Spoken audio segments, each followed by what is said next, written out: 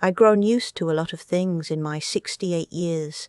The creak of the back porch steps, the way the kitchen light flickered every time the refrigerator kicked on, the sound of my own footsteps being the only ones in the house after my husband passed.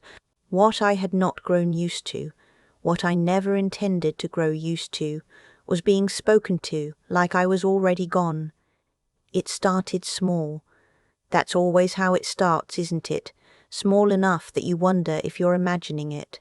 Small enough that when you mention it to someone, you sound like you're complaining about nothing. My daughter called on a Tuesday evening in late October. I remember because I'd just finished raking the last of the maple leaves from the front yard, and my hands were still cold when I picked up the phone. "Mum, I need you to do something for me," she said. "No hello, no how are you?" Just the request, already mid-sentence before I'd finished saying her name. She wanted me to sign over power of attorney to her husband. Not to her, to him. I stood in the kitchen with my coat still on and let her explain. She used phrases like, just to be safe, and in case something happens. And it's not a big deal, Mum. It's just paperwork. She said it the way you'd ask someone to move their car out of the driveway, like it was a minor inconvenience to sort out before dinner. I told her I'd think about it. She told me not to think too long. I hung up and stood there for a moment, looking at the photograph on the refrigerator. It was a picture of the two of us from maybe 15 years ago, her leaning into my shoulder at some outdoor concert, both of us laughing at something I can't even remember now. She looked so young, I looked so certain of things. I put the kettle on. I sat down at the kitchen table. And I thought. My daughter had married her husband 9 years ago. I had smiled at the wedding. I had danced at the reception.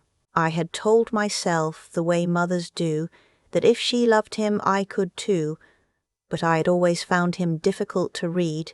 He was a man who smiled at the right moments and said very little, and in my experience that combination is not always a virtue. He sold commercial real estate in the city. He was good at it. He had a way of making large decisions seem like the most natural thing in the world, like the outcome had already been agreed upon and you were simply catching up. Over the years things had shifted in ways I couldn't quite point to. My daughter started calling less often. When she did call, it was usually to check on something. Had I spoken to my accountant? Had I updated my will? Did I know what my house was currently worth? Questions wrapped in concern. Concern that felt, underneath, like inventory. About 8 months before that October phone call, they'd started dropping by unannounced. My son-in-law would walk in through the front door. I had given my daughter a key years ago and help himself to coffee. He'd stand at the counter and look around the kitchen with the expression of a man calculating square footage. He never asked about me. He asked about the house. "You ever think about downsizing, Lorraine?" That's not my name, but that was how he said it, like he was already thinking of me in the third person. A woman your age, all this space, the upkeep alone must be something. I told him the upkeep was fine. "The market's incredible right now," he'd say, nodding like I'd agreed with him. I hadn't agreed with him. I want to be clear about something. I am 68 years old. I taught high school English for 31 years. I raised 2 children largely on my own after my husband's first heart attack left him unable to work. I managed our finances. I fixed what I could fix around the house, and I paid off our mortgage 4 years before it was due. I am not a woman who requires managing, but I had made the mistake that many women my age make. I had been polite. I had smiled and changed the subject and poured more coffee and assumed that the discomfort would pass, that the questions would stop, that my daughter would eventually realize what was happening and put an end to it herself. She didn't. 3 weeks after the phone call, they came together. It was a Saturday morning. I had been planning to drive to the garden centre. There was a climbing rose I had been eyeing for the back fence, and I was standing at the counter writing out a short list when I heard the front door. They didn't knock. My daughter came in first, carrying a canvas tote bag that clinked softly when she set it down on the coffee table. Folders inside, thick ones. My son-in-law followed her, and he was already talking before he'd fully come through the door. "We wanted to catch you before you got busy," he said. "Shouldn't take long." He sat down in the chair across from the couch. My husband's chair, though he didn't know that, and wouldn't have cared, and my daughter began taking folders out of the bag. She laid them on the coffee table in a row, neatly, like she was setting up a presentation. I sat down on the couch. I did not touch the folders. "What is this?" I asked. My daughter glanced at her husband before she answered. That glance, quick, almost imperceptible, told me more than anything she said next. "It's just some documents, Mum, the power of attorney we talked about, and a few other things." "What other things?" My son-in-law leaned forward in the chair. He clasped his hands together and gave me the look I'd seen him give people at family dinners when he was about to explain something. Patient. Practiced. "Your house has appreciated significantly," he said. "We've been talking to a few people, and honestly, if you sold now, you'd walk away with more than you'd ever see again. The market's not going to stay like this." "I'm not selling my house," I said. "Just hear us out." "I heard you out in October," I said. "My answer is the same." My daughter reached over and touched my hand. "Mom, we're worried about you. This house is a lot for one person, the stairs, the yard, all of it.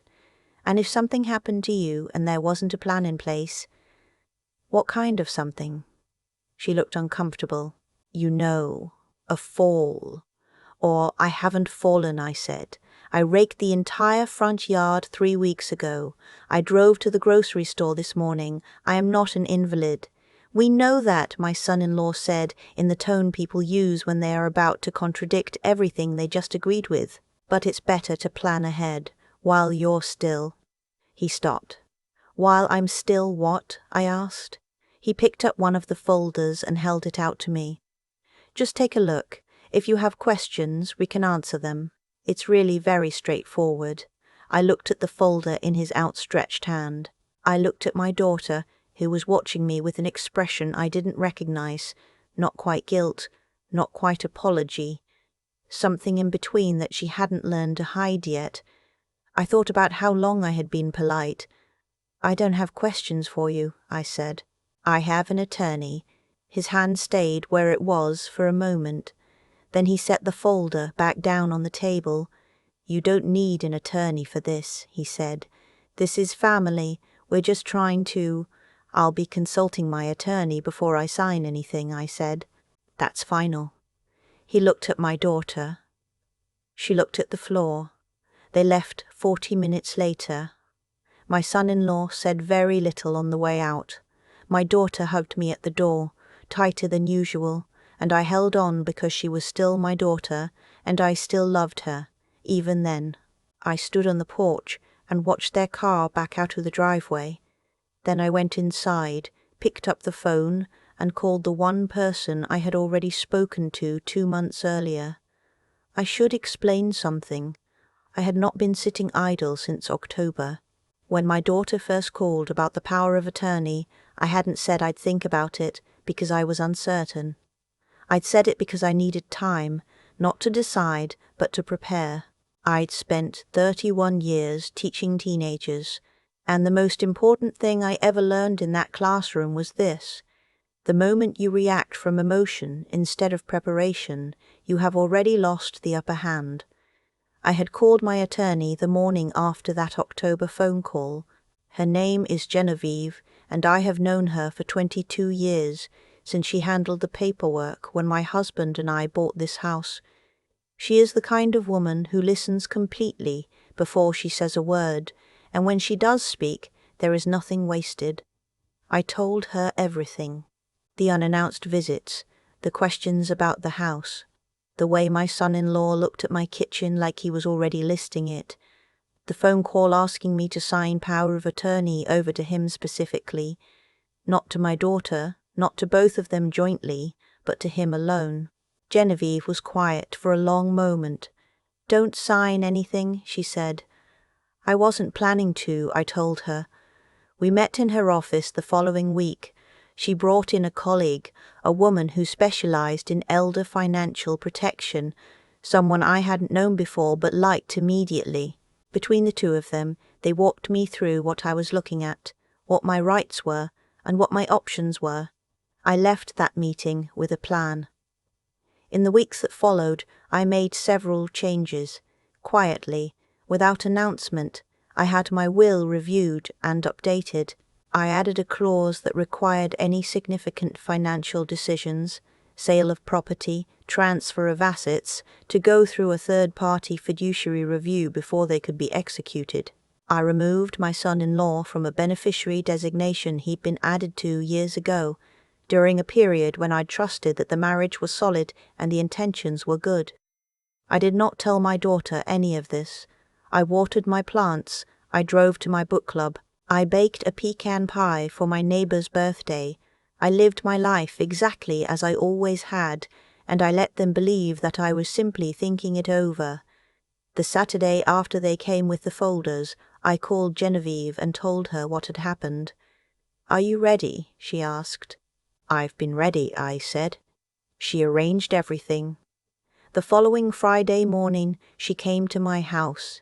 She brought her colleague. They arrived at 9:15, before I'd even finished my coffee, and I let them in, and we sat at the kitchen table and went over everything one more time. At 10 o'clock, my daughter called. "Mum, I wanted to check in about the documents." "Why don't you come over?" I said. "Bring your husband." A pause. "Now? If you have time," I said. "I have some questions." They arrived at 10:45. I heard the car in the driveway. I heard the front door, and then the pause, the half-second of hesitation when they walked into the living room and saw that I was not alone. Genevieve was sitting in the armchair by the window. Her colleague was at the kitchen table with her laptop open. Both of them looked up when my daughter and son-in-law came in. My son-in-law looked at me. "Who are these people?" "This is my attorney," I said, "and her colleague.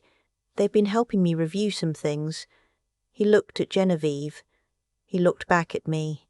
Something shifted in his face, not quite surprise, because I think on some level he had always known I was paying attention, more like recalculation.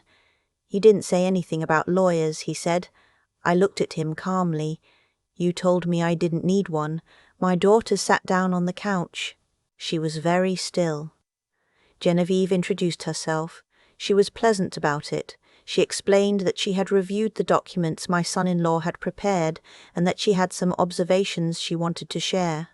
She did not raise her voice. She did not accuse anyone of anything. She simply laid out clearly and methodically what the documents would have done. The power of attorney they drafted was broad, unusually so. It would have given my son-in-law the legal authority to make financial decisions on my behalf, including selling my home without requiring my consent or involvement beyond the initial signature.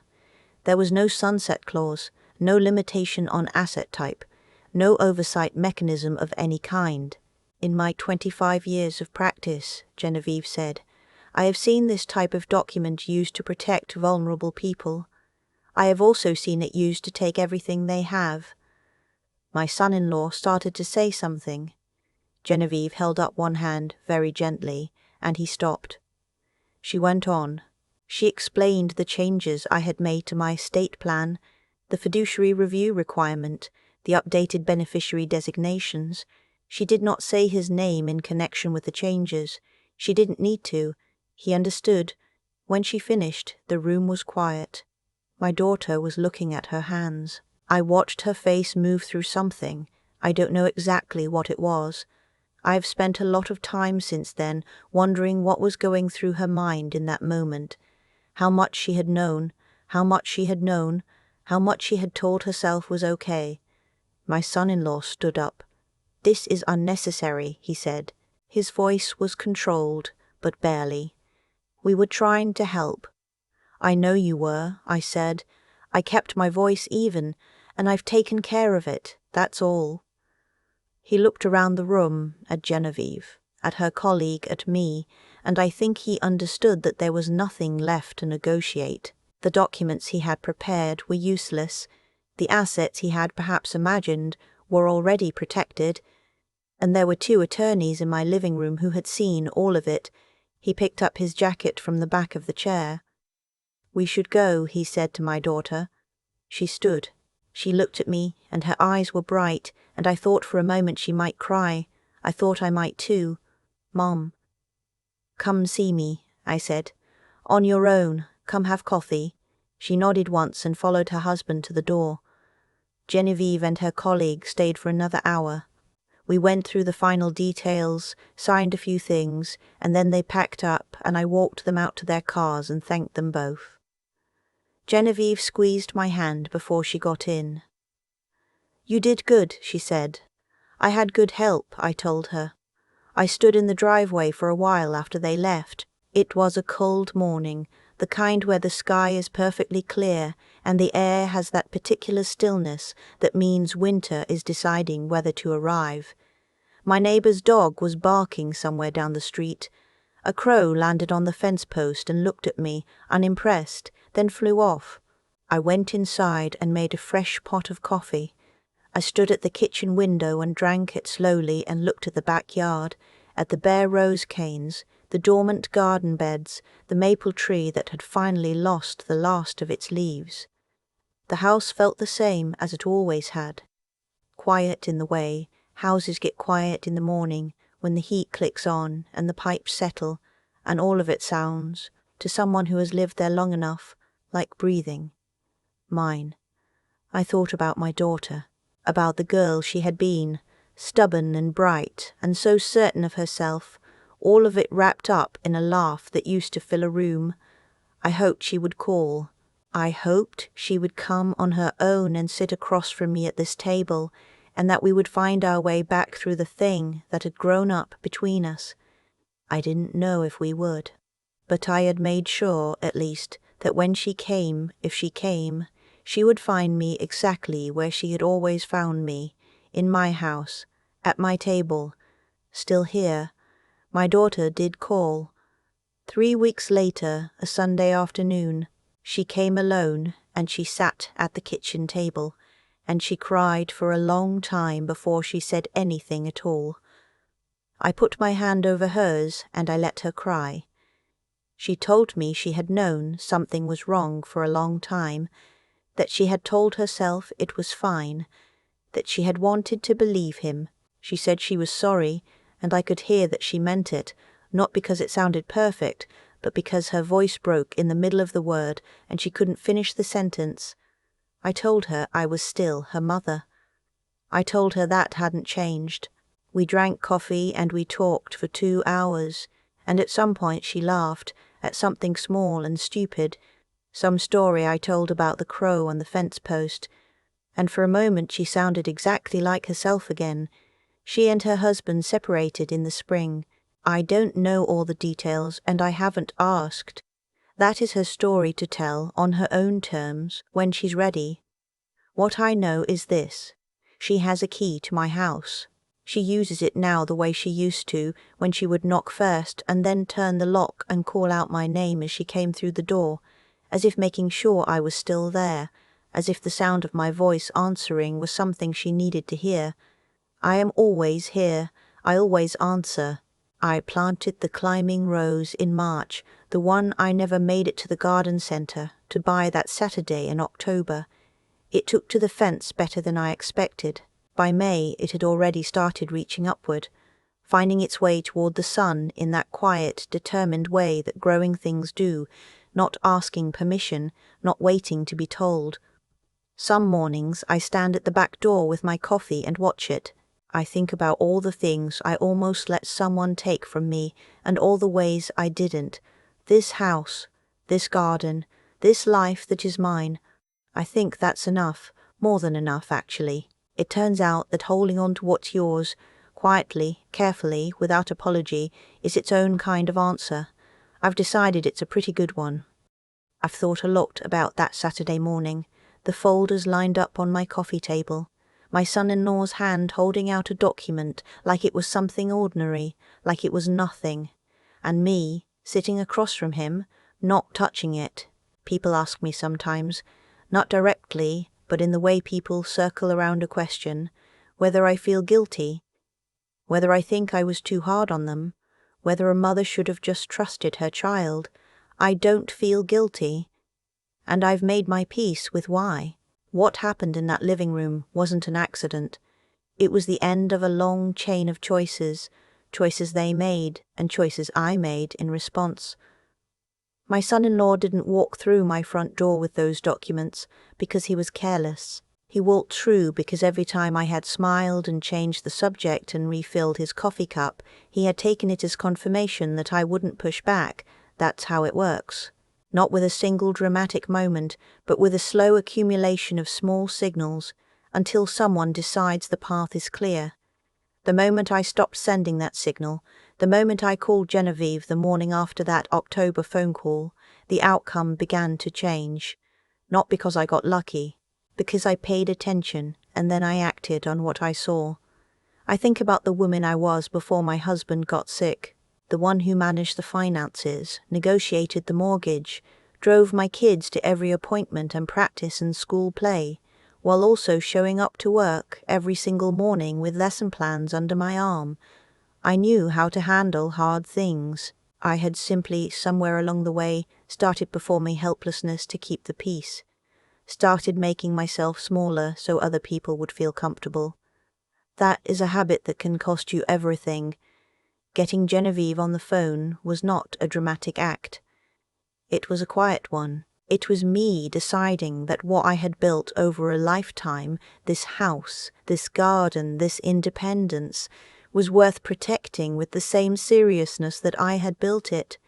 That doing the right thing by myself was not selfishness, it was self-respect. And my daughter, I have not stopped loving her for a single day. But love is not the same as compliance, and protecting yourself from someone's bad choices is not the same as abandoning them.